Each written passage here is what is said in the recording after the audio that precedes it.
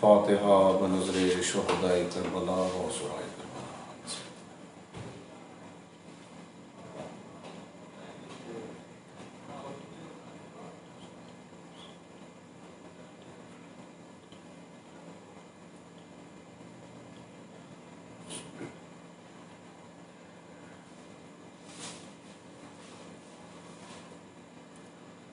حضرات گزارش ہے ایک مرتبہ سورہ حمد اور 3 مرتبہ سورہ توحید کی تلاوت فرما کر جملہ ارواح مؤمنین و مؤمنات بالخصوص جو اس وبا میں مبتلا ہو کر اس دنیا سے رخصت ہوئے ہیں ان کی ارواح کی بلندی کے لیے تلاوت فرمائیں۔ بسم اللہ۔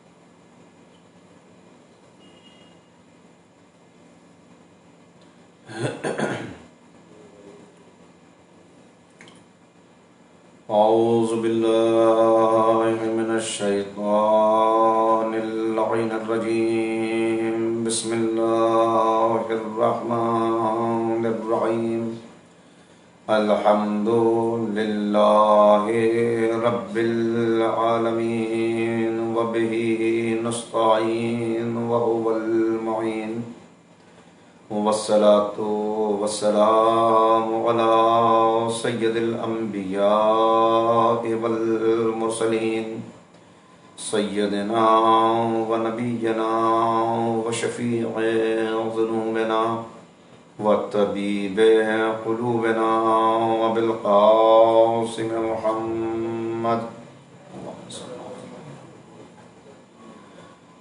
وآلہ الطیبین الطاہرین المعصومین المظلومین المنتخبین المنتجبین، اما بعد فقد قال اللہ تبارک و تعالی فی کتابہ المجید وفرقانہ الرشید وقولہ الحق، بسم اللہ الرحمن الرحیم، وَلَنَبْلُوَنَّكُمْ بِشَيْءٍ مِّنَ الْخَوْفِ وَالْجُوعِ وَنَقْصٍ مِّنَ الْأَمْوَالِ وَالْأَنفُسِ وَالثَّمَرَاتِ وَبَشِّرِ الصَّابِرِينَ الَّذِينَ إِذَا أَصَابَتْهُم مُّصِيبَةٌ قَالُوا إِنَّا لِلَّهِ وَإِنَّا إِلَيْهِ رَاجِعُونَ، اولئک علیہم صلوات من ربہم ورحمہ واولئک هم المہتدون۔ صدق اللہ العلی العظیم۔ صلوات پڑھیں محمد و آل محمد کو۔ ناظرین و حاضرین مجلس، قرآن کریم کی جن آیات کو میں نے آپ کے سامنے تلاوت کیا،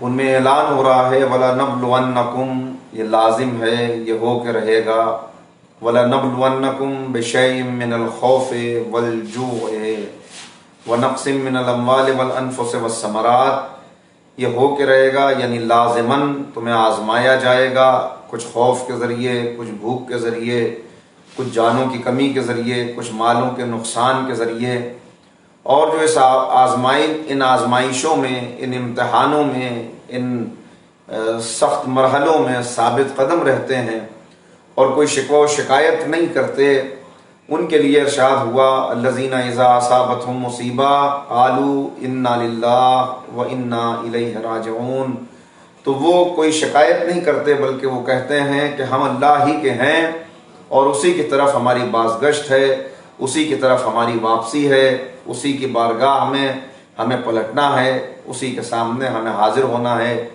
پھر ایسے لوگوں کا درجہ بتایا گیا اولئک علیہم صلوات من ربہم ورحمہ، یہ وہ لوگ ہیں جن کے اوپر اللہ کا انعام و اکرام ہے، اللہ کی رحمت ہے، اولئک هم المہتدون، اور صحیح معنوں میں یہی ہدایت یافتہ ہیں، یہی کامیاب ہیں۔ اس مختصر ترجمے کے بعد اور تمہید کے بعد آپ حضرات کے ذہن میں ہے کہ آج کی یہ مجلس منعقد کی گئی ہے ان مومنین و مومنات کے لیے کہ جو موجودہ وبا کا شکار ہو کر لقمہ اجل بنے، اس دار فانی سے انہوں نے کوچ کیا، عالم بقا کی طرف روانہ ہو گئے، اور اس مجلس کا انعقاد جناب ناصر عباس صاحب نے اپنے تحریک کے تمام ساتھیوں کے ساتھ مل کر کیا ہے، جو خود بھی مسلسل ان تمام لوگوں کی خبرگیری کر رہے ہیں کہ جو اس مرض میں مبتلا ہیں، اور ان کی حد الامکان مدد، لاک ڈاؤن کی وجہ سے جو افراد پریشان ہیں ان کے لیے راشن کا انتظام اور مختلف طریقوں سے ان کی بازآباد کاری کا، ان کو ریہیبلیٹیٹ کرنے کا، ان کی پریشانیوں کو دور کرنے کی کوششیں مسلسل کی جا رہی ہیں۔ سب سے پہلے دعا ہے کہ اللہ رب العزت ان تمام لوگوں کو بہترین اجر ان کی خدمات کا عنایت فرمائے، اور جو جو لوگ ان کے ساتھ جڑے ہوئے ہیں اللہ تعالیٰ ان کو مزید طاقت اور توفیق عنایت فرمائے کہ وہ اسی طرح انسانی خدمات کو انجام دے سکیں۔ آزمایا جائے گا انسان کو، یقیناً آزمایا جائے گا، اور آزمائش کی مختلف صورتیں ہوتی ہیں۔ یہاں پہ ہلکا سا اشارہ کر دیا گیا کہ کبھی بھوک کے ذریعے آزمایا جاتا ہے، کبھی پھلوں کی کمی کے ذریعے آزمایا جاتا ہے، کبھی جان اور مال کے نقصان کے ذریعے آزمایا جاتا ہے، اور یہ جان کا نقصان، یہ مال کا نقصان مختلف صورتوں میں ہوتا ہے، جن میں سے ایک صورت مرض ہے کہ جو انسان کو لاحق ہو جاتا ہے تو مال بھی خرچ ہوتا ہے اور بہت سی مرتبہ انسان کی جان بھی چلی جاتی ہے۔ یہی وجہ ہے کہ بہت سے لوگ ہمیں یہ بحث کرتے ہوئے نظر آتے ہیں کہ انسان کے لیے کون سی موت بہتر ہے، اچانک موت آ جائے اور اسے کسی کی خدمت نہ لینی پڑے، وہ صاحب فراش نہ ہو، وہ بستر پہ نہ ہو، کسی کو زحمت دیے بغیر اور خود بھی کوئی تکلیف اٹھائے بغیر اس دنیا سے چلا جائے، تو شاید یہ موت بہترین موت ہے۔ کافی لوگوں کا خیال یہی ہے کہ یہی موت اچھی موت ہے کہ جس میں انسان کو کسی کی خدمت نہ لینی پڑے، کسی کے اوپر تکیہ نہ کرنا پڑے، کوئی اور اس کی ذات سے پریشان نہ ہو، وہ خود زیادہ دیر تک لوگوں کی زحمتوں کا سبب نہ بنے۔ لہذا بہتر ہے کہ اچانک موت آئے اور بغیر کسی بیماری کے، بغیر کسی تکلیف کے، بغیر کسی پیشگی خبر کے موت آئے اور اسے لے جائے۔ یہ آسان موت ہے، یہ کتنی اچھی موت ہے۔ بعض صاحبان ایمان، اہل فکر، اہل نظر، اہل علم بھی یہی تمنا کرتے ہوئے نظر آتے ہیں اور یہی بات کہتے ہیں کہ موت ایسی اچھی کہ انسان کسی کا محتاج ہوئے بغیر اس دنیا سے چلا جائے۔ بلکہ بعض لوگوں کو میں نے دیکھا کہ وہ دعا بھی کرتے ہوئے نظر آتے ہیں کہ اے اللہ ایسی زندگی عطا کرنا کہ اس زندگی میں ہمیں بیماری کا شکار نہ ہونا پڑے، ہم زیادہ دن تک بیماری میں مبتلا ہو کر اس سے جنگ نہ کرتے رہیں، بلکہ اپنے چلتے ہاتھ پیروں سے اس دنیا سے چلے جائیں۔ یہ بہت بڑی غلط فہمی ہے کہ ایسی موت بہترین موت ہے، اس لیے کہ معصومین نے جو تعلیمات ہمیں عنایت فرمائیں اس میں روکا گیا کہ ایسی دعا نہ کرنا، بلکہ دعا یہ کرنا کہ اے معبود مجھے اچانک آنے والی موت سے محفوظ فرما، مجھے ایسی موت عنایت نہ کرنا کہ میں اچانک اس دنیا سے چلا جاؤں۔ اس لیے کہ یہ مرض جو انسان کو لاحق ہوتا ہے، یہ بیماری جس میں انسان مبتلا ہوتا ہے، یہ بیماری اللہ کی طرف سے ایک بہت بڑی نعمت ہے، اور اسی لیے یہ کتنی بڑی نعمت ہے یہ ابھی میں آپ کی خدمت میں عرض کرتا ہوں۔ اسی لیے معصومین نے یہ فرمایا کہ بیماری بھی نعمت ہے، بیماری آئے تو دو صورتیں ہو سکتی ہیں، یا تو انسان شکوہ و شکایت کرے، جیسا کہ ابھی میں نے عرض کیا کہ بہت سے لوگ شکوہ و شکایت کا رخ اپناتے ہیں جب آزمائش میں ڈالے جاتے ہیں، تو یا تو بیماری کے نتیجے میں شکوہ و شکایت کرتا ہے، اپنی قسمت کو کوستا ہے، اپنے آپ کو اس کا الزام دیتا ہے، مایوسی کا شکار ہوتا ہے۔ تمام لوگوں کی طرف سے ایک عجیب قسم کا غصہ اور ایک عجیب قسم کی مایوسی اور ڈپریشن اس کے اندر پیدا ہو جاتا ہے، جو بیماری کا لازمی نتیجہ ہوتا ہے، یا پھر بہت سے لوگ جو صبر کرنے کی بات کرتے ہیں وہ اپنی اس بیماری کو چھپاتے ہیں۔ یہاں پر امیر المومنین حضرت علی ابن ابی طالب علیہ السلام فرماتے ہیں کہ طبیب سے بیماری کو چھپانا بدن سے خیانت کرنا ہے۔ انسان اپنے بدن کا حق نہیں ادا کرے گا اگر وہ اپنی بیماری کو طبیب سے چھپائے، لہذا طبیب سے بیماری نہ چھپائے، اس کے سامنے اپنی بیماری کا اظہار کرے، اسے بتائے تاکہ وہ صحیح نسخہ تجویز کر سکے، صحیح تشخیص بیماری کی ہو سکے اور اس کے علاج کا انتظام کیا جا سکے۔ وہیں امیر المومنین فرماتے ہیں لیکن اگر عام لوگوں سے اس بیماری کو چھپائے اور ان سے شکوہ و شکایت نہ کرے تو یہ جنت کے خزانوں میں سے ایک خزانہ ہے جو انسان کو مل گیا۔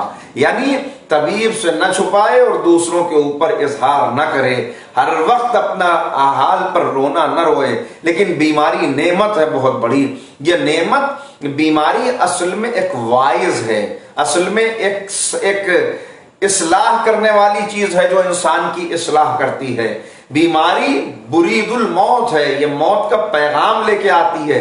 ہمیشہ موت تو نہیں آتی، کبھی شفا بھی مل جاتی ہے، لیکن یہ موت کا پیغام لاتی ہے۔ روایات میں کہ جناب ابراہیم علیہ السلام سے پہلے بیماری نہیں تھی، موت کی کوئی علامت نہیں تھی، انسان بیٹھے بیٹھے مر جاتا تھا، لہذا جناب ابراہیم نے دعا کی کہ اے معبود، انسان بیٹھے بیٹھے چلا جاتا ہے، نہ توبہ کا موقع ملتا ہے، نہ پشیمان ہونے کا موقع ملتا ہے، نہ اس کے عزیز و اقارب کو اندازہ ہو پاتا ہے کہ وہ مر رہا ہے، لہذا کوئی ایسی علامت ہو، کوئی ایسا پیغام آئے کہ جس سے یہ پتہ چلے کہ اب اس کی موت آنے والی ہے۔ اللہ نے جناب ابراہیم خلیل اللہ کی دعا کے نتیجے میں بیماری بھیجی تاکہ علامت موت کی بن جائے، پتہ چلے لوگوں کو کہ اب وقت ختم ہونے والا ہے، اور انسان کے لیے نعمت ہے۔ کیوں نعمت ہے؟ اس لیے کہ جب بیماری آتی ہے تو انسان ساری چیزوں کی طرف سے توجہ ہٹا کے اپنے رب کی طرف توجہ کر لیتا ہے۔ اس وقت جو عبادات کرتا ہے وہ خالص عبادات ہوتی ہیں، دکھاوے سے پاک عبادات جن کے اندر کوئی ریاکاری نہیں ہوتی۔ اس وقت جو اپنے رب سے اس کا رابطہ جڑتا ہے وہ خالص رابطہ ہوتا ہے۔ اس وقت جو ذکر وہ کرتا ہے، جو عبادات وہ کرتا ہے، وہ عبادات اسے اپنے اللہ سے اتنا قریب کر دیتی ہیں کہ امیر المومنین کا طریقہ یہ تھا کہ جب کسی بیمار کی عیادت کے لیے جاتے تھے تو اپنے جوتوں کو اتار دیتے تھے اور فرماتے تھے کہ بیمار کی عیادت کے لیے جوتوں کو اتارنے کا سبب یہ ہے کہ اس پر اللہ کی رحمت نازل ہو رہی ہے، اس کے چاروں طرف ملائکہ ہیں جنہوں نے اسے حلقے میں لیا ہوا ہے۔ لہذا فرماتے ہیں، معصوم فرماتے ہیں کہ بیمار کے پاس جاؤ تو بیمار کے لیے بھی دعا کرو اور بیمار سے گزارش کرو کہ وہ تمہارے لیے دعا کرے، اس لیے کہ اس وقت وہ مجیب الدعوات ہے، اس وقت اس کی دعائیں قبول ہوں گی، چونکہ اس کا رابطہ، اس کا کنیکشن اپنے رب کے ساتھ بہت گہرا تعلق ہے جو اس وقت جڑا ہوا ہے۔ لہذا اس سے دعاؤں کے لیے کہو کہ وہ دعا کرے۔ اور بیماری کیسی نعمت ہے، انسان بہت سی مرتبہ نہیں سمجھ پاتا کہ اس کی موت آنے والی ہے، لہذا اسے وصیت کا موقع نہیں مل پاتا۔ بیماری میں اس کو موقع ملتا ہے وہ وصیت کرے، اس کو موقع ملتا ہے اپنے گناہوں کو یاد کر کے توبہ کرے، اس کو موقع ملتا ہے کہ اپنے رب سے رابطہ قائم کرے، اس کو موقع ملتا ہے کہ اس کے جتنے گناہ ہیں ان گناہوں کا کفارہ یہ بیماری قرار پائے، اس کو موقع ملتا ہے کہ وہ سچے دل سے توبہ کر کے گناہوں سے ایسا پاک ہو جائے کہ جیسے ابھی ماں کے بطن سے پیدا ہوا ہے۔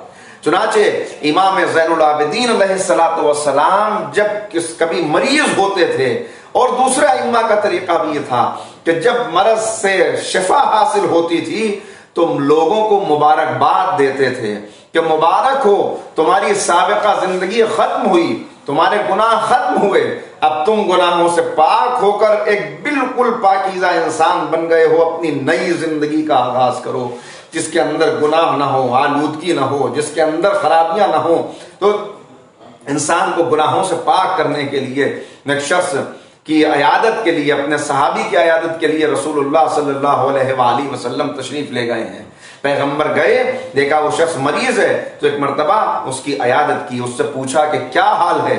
اس نے کہا کہ یا رسول اللہ ٹھیک ہوں، مگر اس بخار نے تھکا دیا ہے، یعنی اتنا طویل عرصہ ہو گیا مجھے بخار آتے ہوئے کہ اب میں تھک گیا ہوں۔ بس ایک مرتبہ پیغمبر نے ارشاد فرمایا کہ یہ بخار، یہ بیماری تمہیں اس طرح گناہوں سے پاک کر دیتی ہے کہ جس طرح بھٹی میں تپ کر لوہا زنگ سے پاک ہو جاتا ہے، ایسے لوہے کا ختم ہو جاتا ہے جب وہ بھٹی میں تپ جاتا ہے، اسی طرح تم بھی گناہوں سے پاک ہو جاتے ہو۔ تو بیماری بہت بڑی نعمت ہے اللہ کی طرف سے، اور اسی لیے کہا گیا کہ جب بیمار ہو انسان تو شکوہ و شکایت کا رخ نہ اپنائے، بلکہ بیمار اللہ سے طلب کرے۔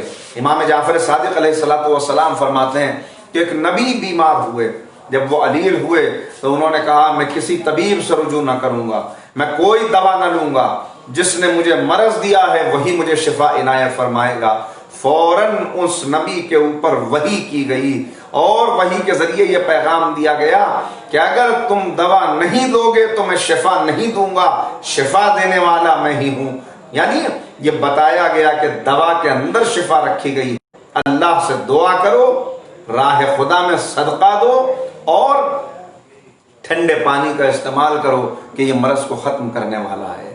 لہذا کتنی نعمتیں ہیں، کتنی برکتیں ہیں جو اس بیماری کے ذریعے سے انسان کو حاصل ہوتی ہیں، اس کا بیان کرنا ممکن نہیں۔ معصوم فرماتے ہیں ایک رات کا بخار انسان کے 1 سال کے صغیرہ گناہوں کا، انسان کے 1 سال کے تمام گناہوں کا کفارہ بن جاتا ہے۔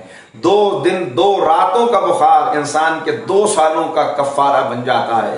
3 راتوں کا بخار انسان کے 70 سالوں کے گناہوں کا کفارہ بن جاتا ہے۔ 1 رات کا درد سر انسان کے تمام صغیرہ گناہوں کو معافی کا وسیلہ بن جاتا ہے۔ اللہ حکم دیتا ہے فرشتوں کو کہ بیماری میں جو میرا یہ بندہ ہے اس کے اعمال کو اسی طرح لکھتے رہنا جس طرح صحت کے عالم میں یہ میری عبادت کیا کرتا تھا، اس کے نامہ اعمال میں کمی نہ آئے، لکھتے رہنا۔ لیکن اس کا یہ مطلب نہیں کہ بیمار ہو گیا جو عام طور پہ ہوتا ہے تو انسان عبادات کو چھوڑ دیتا ہے۔ ابھی تو میں حالت نجاست میں ہوں، ابھی تو وضو نہیں کر سکتا، ابھی تو پٹیاں بندھی ہوئی ہیں، ابھی تو مختلف قسم کی دوائیں دی جا رہی ہیں۔ یہ انسان کی انتہائی کج فہمی ہے کہ ایسے عالم میں کہ جب ملائکہ اس کے اوپر، ملائکہ اس کے چاروں طرف موجود ہوں، رحمتوں کا نزول ہو رہا ہو، اس وقت وہ نافرمانی میں مبتلا ہو عبادت کو چھوڑ کر۔ لہذا فقہی مسائل کو سیکھنا چاہیے کہ کیسے ایسے عالم میں وضو کریں، نماز کیسے پڑھیں، حالت نجاست میں کس طرح انسان تیمم کرے غسل کے بدلے میں، وضو کے بدلے میں، اس لیے کہ آخری سانس تک نماز انسان کی معاف نہیں ہے۔ جتنے بھی جیسا بھی عالم ہو اسے اپنے واجبات کو ادا کرنا ہے۔ تو یہ ساری چیزیں ذہن میں رکھتے ہوئے کتنا درجے کو بلند کرتی ہے جناب یونس علیہ السلام، اللہ کے وہ نبی کہ جن کے کا پورا سورہ قرآن کے اندر سورہ یونس موجود ہے، جن کی امت پر آنے والا عذاب پلٹ گیا اس لیے کہ امت نے توبہ کر لی۔ واحد نبی ہے کہ جن کی امت پر آنے والا عذاب پلٹ گیا ہے۔ جناب یونس نے جبرائیل سے کہا کہ جبرائیل میں دیکھنا چاہتا ہوں کہ انبیاء کے بعد اللہ کا پسندیدہ بندہ کون ہے، اللہ کا محبوب بندہ کون ہے۔ رب کی بارگاہ سے اجازت ملی، دیکھنے کے لیے پہنچے تو ایک شخص کو دیکھا کہ اس کا عجیب عالم ہے، آنکھوں سے نابینا ہے، ہاتھوں سے محروم ہے، اپاہج ہو چکا ہے، جسم کے اوپر اس کے اتنے زخم ہیں کہ انسان دیکھ کر اس کی تکلیف کو محسوس کر سکتا ہے، اور ان زخموں سے پیپ بہہ رہی ہے۔ بس ایک مرتبہ جیسے ہی پہنچے اس شخص نے جناب یونس کو سلام کیا، اور سلام کرنے کے بعد کہا الحمدللہ الحمدللہ الحمدللہ۔ بس ایک مرتبہ سوال کیا جناب یونس نے کہ اے شخص یہ بتا تیرا یہ عالم پہلے سے ایسا ہے یا ابھی تو اس مرض کے اندر مبتلا ہوا ہے؟ تو پہلے ہی سے نابینا ہے یا اب نابینا ہو گیا؟ پہلے ہی سے اپاہج ہے یا اب اپاہج ہو گیا؟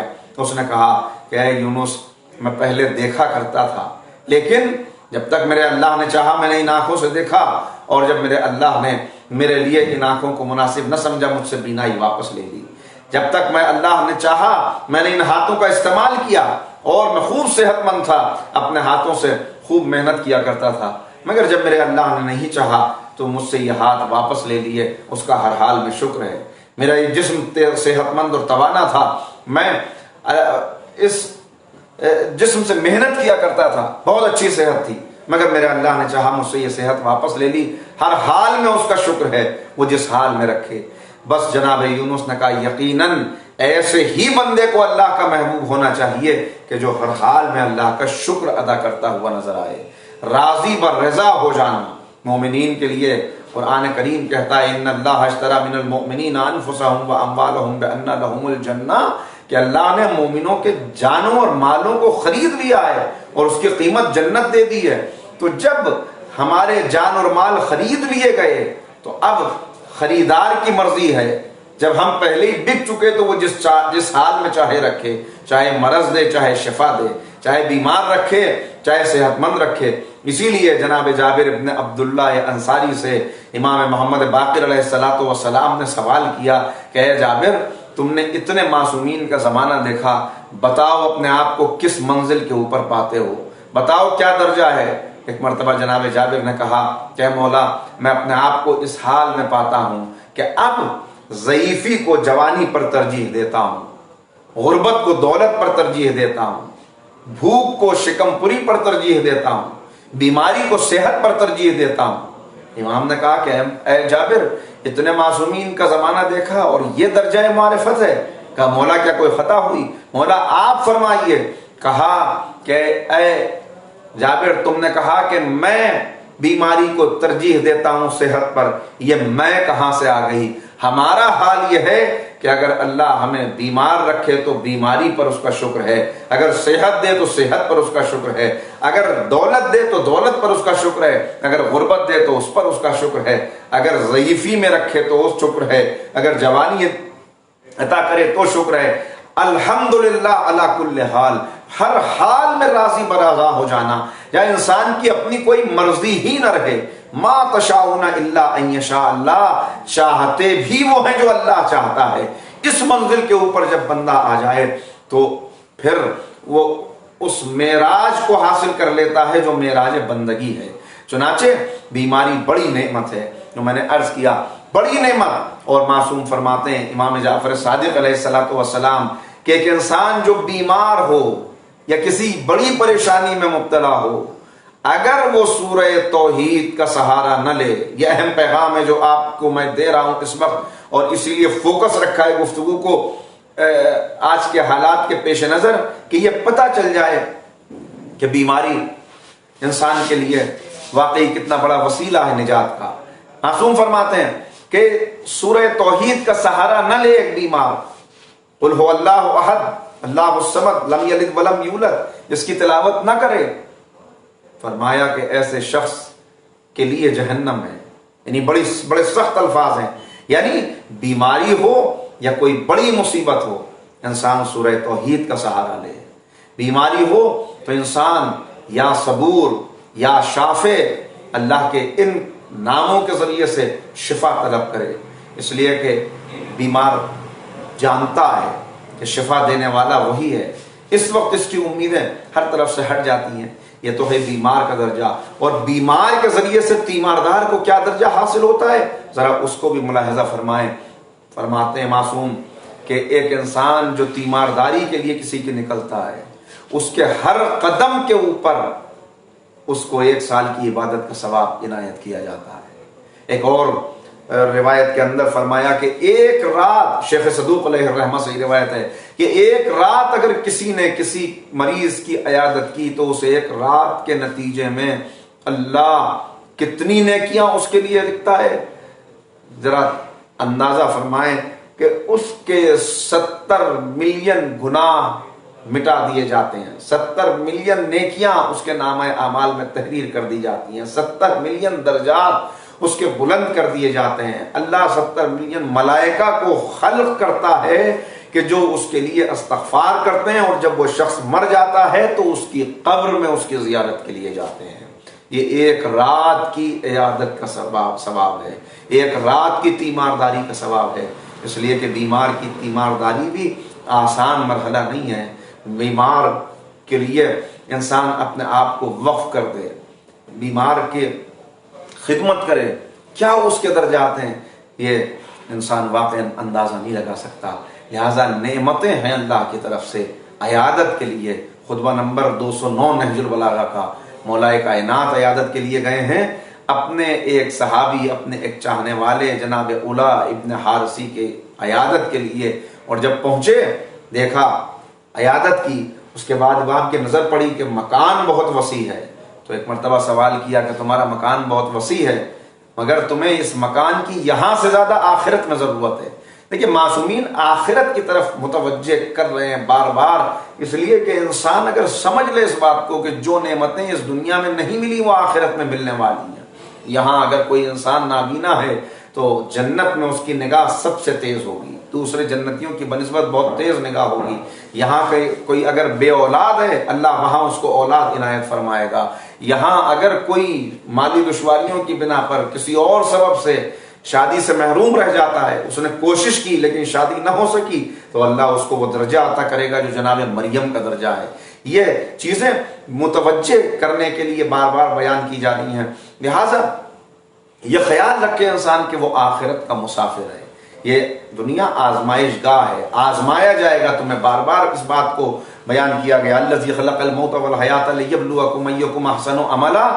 بہترین عمل کرنے والا کون ہے یہ دیکھنے کے لیے تمہیں اس دنیا میں بھیجا ہے، اور یہ دیکھنے کے لیے یہ موت و حیات کا سلسلہ رکھا ہے. چنانچہ یہ سارے سلسلے اسی اعتبار سے رکھے گئے. ایک شخص نے آ کے رسول اللہ سے سوال کیا کہ مجھے موت سے ڈر بہت لگتا ہے، میں موت کو بہت ناپسند کرتا ہوں. کہا تم مالدار ہو؟ کہا کہ ہاں رسول اللہ مالدار تو ہوں. کہا اپنے مال کو راہ خدا میں صدقہ کر دو، اس لیے کہ انسان کا دل اس کے مال کے پیچھے ہوتا ہے. جب تمہارا مال راہ خدا میں چلا جائے گا تو دل بھی راہ خدا میں لگ جائے گا اور تم موت کو پسند کرنے لگو گے اور آخرت کو ترجیح دینے لگو گے. چنانچہ بیماری کے لیے یہ بات بھی آئی کہ ایک بیمار اگر دوا اور علاج کے بعد بھی اس کو مرض میں شفا نہ حاصل ہو رہی ہو تو اس کو چاہیے کہ اپنے مال کا 1/3 حصہ راہ خدا میں خیرات کر دے. بیماری کہاں چلی جائے گی وہ اس کا اندازہ نہیں کر سکتا.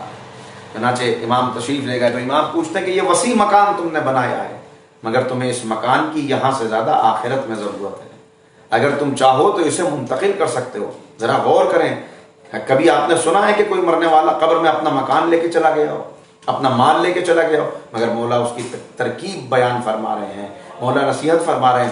کہا کہ اچھا مولا کیا کروں؟ کہا کہ اولا ابن حارثی سنو، اپنے اس مکان کو اللہ کی عبادت کا مرکز قرار دو. اپنے اس مکان کو مہمانوں کے لیے جائے پناہ، مہمان آتے ہوں گے لہذا مہمانوں سے اس مکان کو آباد رکھو تاکہ تم اسے یہاں سے دنیا میں سے آخرت میں منتقل کر سکو. جب یہ سنا تو ایک مرتبہ اولا ابن حارثی سمجھدار ہیں، مولا کے صحابی ہیں، کہا مولا میرا بھائی عاصم ذرا اس کے لیے بھی کچھ وصیت فرمائیے. امام نے کہا اس سے کیا ہوا؟ کہا مولا اس نے کھانا پینا ترک کر دیا ہے، موٹا لباس پہنتا ہے، خاندان سے رشتہ توڑ لیا ہے، ایک گوشہ تنہائی میں عبادت کرتا رہتا ہے. امام نے کہا کہاں ہے اسے بلاؤ.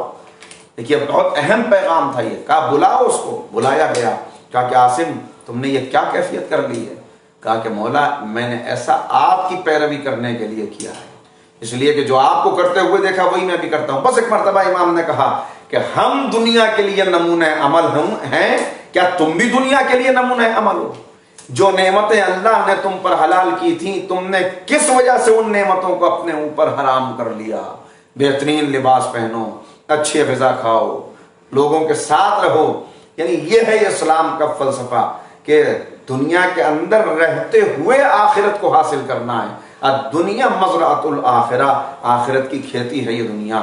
چنانچہ دنیا میں بہت ساری آزمائشیں آئیں گی، ان آزمائشوں میں ثابت قدم رہنا ہے، اور انہی آزمائشوں میں بیماری بھی ہے، مہلک امراض بھی ہیں، اور اسی طرح کا مرض ہے جو پھیلا ہوا ہے. آپ بہتر جانتے ہیں کتنے لوگ ہیں، اللہ درجات بلند کرے ان تمام لوگوں کے جو اس مرض میں مبتلا ہو کر اس دنیا سے گئے. واقعاً اللہ نے ہمیں یہ روایات کی روشنی میں امید کرنی چاہیے کہ اللہ تعالیٰ نے ان کو گناہوں سے پاک کر کے اٹھایا ہے. اللہ تعالیٰ ان کے درجات بلند فرمائے اور ان کے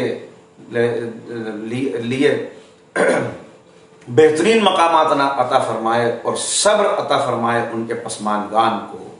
اولاد، انسان کو اپنی مصیبت تو برداشت ہو جاتی ہے لیکن اولاد کی مصیبت برداشت نہیں ہوتی. لہٰذا بیان کیا گیا کہ اولاد اگر بیمار ہے تو اولاد کی بیماری والدین کے گناہوں کا کفارہ بن جاتی ہے. اللہ والدین کو اس کے ذریعے سے معاف کر دیتا ہے. چنانچہ آزمائش میں ثابت قدم رہنا ہے، آزمائش میں شکوہ و شکایت نہیں کرنا بلکہ اللہ سے لو لگانی ہے. اے معبود گناہوں کو معاف فرما دے، اے معبود مرض کو دفع فرما دے، اے معبود انسانیت کو محفوظ فرما دے. یہ تعلیمات ہمیں ائمہ اہل بیت نے دی ہیں اور واقعاً انہی کو یہ تعلیمات دینے کا حق بھی ہے، اس لیے کہ ان کے گھر سے ہم نے سیکھا ہے. جناب اسماعیل ابن امام جعفر صادق علیہ السلام بیمار ہوئے، امام عیادت کے لیے آئے، بخار میں مبتلا ہیں. ایک مرتبہ کہا ہے میرے لال کیا تم جانتے ہو تمہیں یہ بخار کیوں آیا ہے؟ کچھ دیر تک جناب اسماعیل سوچتے رہے، اس کے بعد کہا بابا ہاں مجھے محسوس یہ ہوتا ہے کہ کل میں نے کئی مرتبہ کنیز کو آواز دی، مگر وہ کنیز میرے آواز دینے کے بعد متوجہ نہ ہوئی تو میں ذرا غصے میں اس کی طرف بڑھا. اس نے مجھے اپنی طرف آتے ہوئے دیکھا تو گھبرا کے پیچھے ہٹی، وہ گر گئی اور اس کے چوٹ لگ گئی، شاید اسی وجہ سے مجھے یہ بخار آیا ہے. امام نے کہا معبود تیرا شکر ہے کہ تو نے اس بخار کو اس کا کفارہ قرار دے دیا. تو ہمیں معصومین ہی نے یہ بتایا ہے اور واقعاً معصومین نے جس انداز سے ہمیں تعلیم دی، بیماری آئے تو بیماری میں بھی کس طرح شکر خدا ادا کرو، کس طرح اپنے فرائض کو انجام دو. یہ جب میں معصومین کی زندگی میں دیکھتا ہوں تو مجھے بیمار کربلا کی زندگی کے وہ لمحے یاد آ جاتے ہیں کہ جب امام بستر علالت پر ہیں اور وقت کا امام وصیت کرنے کے لیے آیا ہے. عجیب عالم تھا کہ جب سید الشہداء تشریف لائے تو عجیب عالم میں بیٹے کو پایا کہ غشی کے عالم میں ہیں، اور ایک مرتبہ جناب زینب کے ساتھ داخل ہوئے خیمے میں، شانہ ہلایا، اے بیٹا اٹھو بابا آخری رخصت کے لیے آئے ہیں. جب جناب سید سجاد غش سے بیدار ہوئے تو عجیب روایت کے فقرے ہیں کہ دیکھا کہ امام سامنے کھڑے ہوئے مگر بیٹا باپ کو پہچان نہ سکا، اس لیے کہ جسم کے اوپر اتنے زخم تھے اور اتنے تیر لگے ہوئے تھے کہ سید سجاد پہچان نہ سکے. سوال کیا پھوپھی اماں یہ آپ کے پہلو میں کون بزرگ کھڑے ہوئے ہیں؟ کہا اے میرے لال تم نے نہیں پہچانا، یہ تمہارے بابا ہیں. تڑپ کے سید سجاد نے، ارے ایک طرف بیماری ہے، ایک طرف شدید بخار ہے، ایک طرف غشی ہے، دوسری طرف باپ رخصت آخر کے لیے آیا ہے، ذرا اندازہ کریں. مگر اسی لیے سید الساجدین ہے میرا امام. ایک مرتبہ کہا بابا کیسے پہچانوں؟ جب آپ سے صبح ملاقات ہوئی تھی تو یہ بال سفید نہیں تھے، یہ کمر جھکی ہوئی نہیں تھی، یہ چہرے پہ جھریاں نہیں تھیں، یہ سر سے پیر تک بابا آپ زخمی نہیں تھے. یہ پیشانی پہ کیسا زخم ہے، یہ ابرو پہ کیسا زخم ہے، یہ رخسار پہ کیسا زخم ہے. اے بابا سب کہاں چلے گئے؟ کہا بیٹا میں رخصت آخر کے لیے آیا ہوں. کہا بابا اونو محمد کیا ہوئے؟ کہا بیٹا شہید ہو گئے. کہا بابا قاسم کیا ہوئے؟ کہا بیٹا مارے گئے. کہا بابا چچا عباس کہاں گئے؟ بازو کٹا کے سو گئے. کہا بابا میرا بھیا علی اکبر کہاں گیا؟ عزیزو اب تک تو امام ایک ایک کے بعد ایک ایک شہید کے نام پہ کہہ رہے تھے شہید ہو گئے، اس دنیا سے رخصت ہوئے، لیکن جیسے ہی علی اکبر کا نام لیا ایک مرتبہ امام نے کہا ہے میرے لال بس مردوں میں یا تم زندہ ہو یا میں زندہ ہوں. اتنا سننا تھا. بیمار ہے مگر اپنا فریضہ جانتا ہے. ایک مرتبہ کوہنیوں پہ زور دے کے اٹھے. کہا پھوپھی اماں ذرا میرا عصا اٹھا دیجئے. کہا بیٹا کیا چاہتے ہو؟ کہا عصا کا سہارا لے کے خیمے سے باہر جاؤں گا، تلوار لے کے جہاد کروں گا تاکہ بابا کا دفاع کر سکوں. ارے امام نے کہا ہے میرے لال آج صبر کرو، اس لیے کہ جب نہیں امام نے کہا تمہارا جہاد تو کل سے شروع ہوگا.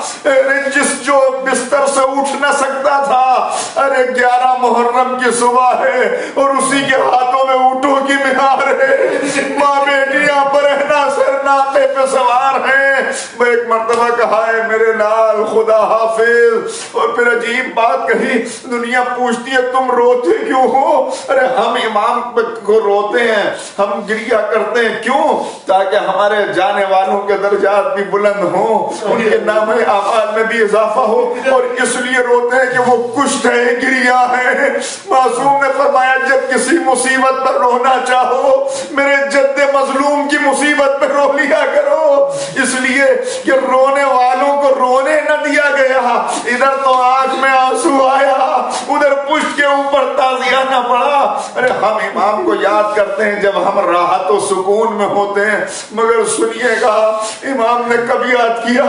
جب 3 شب و روز کی پیاس ہے، 72 لڑائیاں لڑ چکے ہیں، جوان بیٹے کے سینے سے برچھی نکال چکے، 6 مہینے کا بچہ ہاتھوں پہ دم توڑ چکا، ایسے عالم میں کہہ رہے ہیں سید سجاد جب قید سے چھوٹ کے مدینے جانا تو میرے شیعوں کو میرا سلام کہنا، اور کہنا تقاضے محبت یہ ہے جب کبھی ٹھنڈا پانی پینا ہماری پیاس کو یاد کر لینا، اور اس کے بعد عزاداروں پھر بیمار کا جہاد ہے۔ کیسا جہاد؟ ذرا اندازہ کریں کتنا بیمار ہے میرا امام، روز عاشور کتنا بیمار ہے کہ راوی کہتا ہے کہ حسین کی شہادت کے بعد میں نے دیکھا کہ خیموں میں آگ کے شعلے بلند ہیں، اور ایک بیوی کبھی آگ میں قدم آگے بڑھاتی ہے، کبھی پیچھے ہٹا لیتی ہے، کبھی آگے بڑھاتی ہے، کبھی پیچھے ہٹا لیتی ہے۔ میں نے کسی سے پوچھا یہ بیوی کون ہے؟ پتا چلا یہ حسین کی بہن زینب ہے۔ میں پریشان ہو گیا، یہ بیوی آگ کے شعلوں کی طرف کیوں بڑھ رہی ہے؟ کیا اس کا کوئی قیمتی سامان اندر رہ گیا؟ کیا پھر میں نے دیکھا ایک مرتبہ یا علی کہہ کے وہ بیوی جلتے ہوئے خیموں میں داخل ہوئی، اور جب واپس آئی تو اس کی پشت پہ ایک 22 سال کا جوان تھا۔ میں کہوں گا مولا ارے مرد ہو کے اکبر کا لاشا اٹھانا آسان تھا، خاتون ہو کر 22 برس کے بھتیجے کو جلتے ہوئے خیموں سے نکالنا۔ ارے جو اتنا بیمار تھا کہ جلتے ہوئے خیموں میں بھی غشی کے عالم میں تھا، شام غریبہ وہی بیمار تھا جو خیموں کے جلے ہوئے خیموں کی راگ جمع کر کے سجدے میں سر رکھ کے کہہ رہا تھا سبحان ربی الاعلی و بحمدہ، اور خالق کی آواز آ رہی تھی انت سید الساجدین انت زین العابدین۔ اور پھر یہی بیمار بیٹا تھا، بس آخری منظر دیکھیے گا، 11 محرم تھی، سیدانیوں کو ناقے پہ سوار کیا جانا تھا۔ ایک مرتبہ بی بی آگے بڑھی، کہا سارے مرد پیچھے ہٹ جائیں، میں سب کو سوار کروں گی۔ ایک ایک بی بی کو جناب زینب نے سوار کیا، آخر میں آواز دی فضا آؤ زینب تمہیں سوار کر دے۔ جب فضا کو سوار کر چکی اور کوئی باقی نہ رہا تو کبھی دائیں طرف دیکھا کبھی بائیں طرف دیکھا، شاید علی اکبر کو ڈھونڈ رہی تھی، شاید عباس کو دیکھ رہی تھی۔ ایک مرتبہ میرا بیمار امام آگے بڑھا، اپنے کو رکوع کے عالم میں جھکایا، پھوپھی اماں میری پشت کے اوپر پیر رکھ کے سوار ہو جائیے، آج عباس نہیں تو کیا میں آپ کا بیٹا موجود ہوں۔ عزیزو آخری جملے یہی وجہ ہے جب امام زین العابدین کا وقت آخر آیا تو 5واں امام موجود تھے۔ ایک مرتبہ امام نے کہا میرے لال مجھے جلدی سے زمین پر لٹا دو، یہ گدا میرے نیچے سے نکال لو، یہ نرم بستر ہٹا دو۔ امام نے کہا بابا آپ بڑے بیمار ہیں، ارے زہر کا اثر ہے۔ کہا اے میرے لال جلدی کرو مجھے زمین پر لٹا دو۔ کہا بابا کیا وجہ ہے؟ کہا اے میرے لال مجھے وہ منظر یاد آ گیا کہ جب میں کربلا سے رخصت ہوا تھا تو میرا بابا جلتی ہوئی ریت پر پڑا تھا، اور اس کے بعد امام چیخ کے روئے اے میرے لال میرا وقت آخر ہے تو میرے سینے پر تم ہو جو میرے پیشانی کا بوسہ لے رہے ہو، مگر میرے بابا کا وقت آخر تھا تو شمر کا نجس گھٹنا میرے بابا کے سینے پر تھا. سید و سردار زمان سیعلم الذین ظلموا ایہم منقلب ینقلبون. انا للہ و انا الیہ راجعون. باری الہ اس عبادت کو اپنی بارگاہ میں قبول فرما. معبود اس ذکر کے صدقے میں تمام ارواح مؤمنین و مؤمنات بالخصوص جو کورونا وائرس کے مرض میں مبتلا ہو کے اس دنیا سے گئے ہیں ان سب کے درجات کو بلند فرما دے. ہمارے الہ ان سب کو جوار معصومین میں جگہ عنایت فرما. ان کے پسماندگان کو صبر جمیل عنایت فرما. ہمارے الہ یا معبود جو بھی اس مشکل وقت میں انسانیت کی خدمت کر رہے ہیں خصوصاً جناب ناصر عباس صاحب اور ان کے تمام ہم نوا تمام ان کی تحریک کا جو ٹیم ABS کا حصہ ہیں بار الہ ان سب کو بہترین اجر عنایت فرما. معبود انسانیت کو اس مرض سے اس وبا سے بار الہ نجات عطا فرما. معبود ہمارے گناہ بہت ہیں مگر اس ذکر کے صدقے میں ان پاک شخصیات کے صدقے میں ہمارے گناہوں کو معاف فرما دے. اے جلدی راضی ہو جانے والے ہم سے راضی ہو جا. اس مرض سے ہمیں نجات عنایت فرما. بار الہ ماہ محرم قریب ہے. معبود اس مرض کو انسانیت سے دور فرماتا کہ ہم اسی انداز سے ذکر سید الشہداء کر سکیں کہ جو کرنے کا حق ہے. بار الہ جو بھی مریض ہیں جہاں جہاں پر بھی ہیں بیمار کربلا کے صدقے میں انہیں شفا کاملہ و عاجلہ عنایت فرما. ہمارے الہ آج بھی بہت سے لوگوں کا انتقال ہوا ہے اور جو ہمارے علم میں نہیں ہے وہ بھی جن کی آج قبر میں پہلی رات ہے بار الہ ان کے لیے اس قبر کی پہلی رات کو آسان فرما دے اور ان کے گناہوں کو بخش کے ان کے درجات کو بلند فرما دے. بار الہ امام کے ظہور میں تعجیل فرما. ہمیں امام کے انصار و ایوان میں شمار فرما. ربنا تقبل منا انک انت السمیع